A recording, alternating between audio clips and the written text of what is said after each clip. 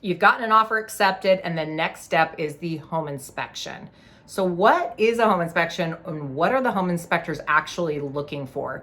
I find that this process often makes sellers very nervous, and they call me and they say, Ann, like, what are they looking for? And can you call me right after the home inspection and tell me how it went? Well, let me just set your anxieties at bay a little bit. Number one is all contracts allow for a home inspection. It's very, very rare that a buyer would not do a home inspection. In the last market, in the feeding frenzy, we did see some of that. But in general, there is an allowance for time for the buyer to do due diligence. They pay for the inspections. They're trying to understand what it is they're buying after they've said yes to the house. So the home inspector's job is to find anything and everything that could be wrong with the house or need maintenance or deferred maintenance or something that could be coming soon.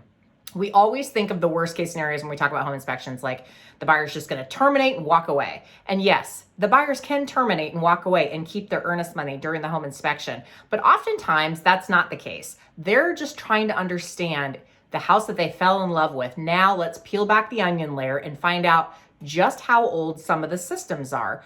Are they working? Are they in good working order? Or are they starting to show signs of wear and tear and maybe replacement?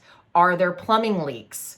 Has the roof leaked? The inspector is taking a snapshot of one day and trying to help the buyer understand what it is they're buying. So they're going to look at everything we typically don't see in the naked eye. So they're going to crawl in the crawl space. They're looking for water. They're looking for leaks. They're looking for mold. They're looking for pest intrusion. They're looking for all those things. Even more, they're trying to understand how the general, consensus is for the underside of the house that literally no one goes in. They're also going to get in the attic. They're going to determine, is there any staining, any roof leaks? Is there, once again, proper insulation? Is there a pest problem? Is there mold? They're going to look at the electrical system. They're going to look at the plumbing. They're going to look at the furnace and hot water heater. And they're going to also look for signs of settling. Are there a lot of windows and doors that don't quite, fit in the door jambs? They're going to look at the foundation wall. They're going to look at the way the drainage right outside the perimeter of the house looks. They're going to look for things that could be signs that the house needs further investigation. So a lot of times I always tell people, home inspectors know a little about a lot. So if they see something that's concerning or that may show signs that it needs more investigative work, they're going to direct the buyer to hire somebody who specializes in that area. So home inspector's job is not to give an estimate of the cost to repair. They're not even really supposed to give you a full informational about something. Like, let's say they find that the chimney has work to be done.